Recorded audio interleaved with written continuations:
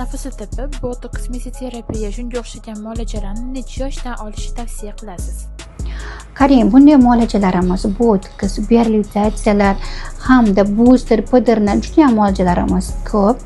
Men tavsiya qilgan bo'lar edim.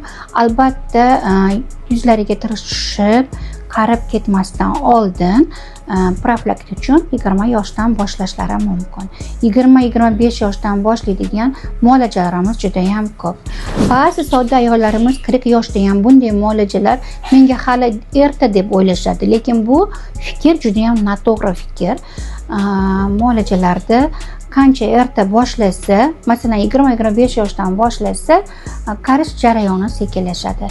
Ba'zi men kelgan patsientkalarimni ba'zilariga shuni aytib o'taman, men hech qachon yoshga qaramayman, men teriga qarayman.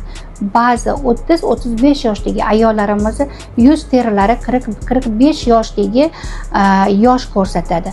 45-50 yoshdagi ayollarimiz terilari shunaqa chiroyli uxlab, protseduralar olib borganligi uchun yoshlari 35-40 yoshda belgilaydi.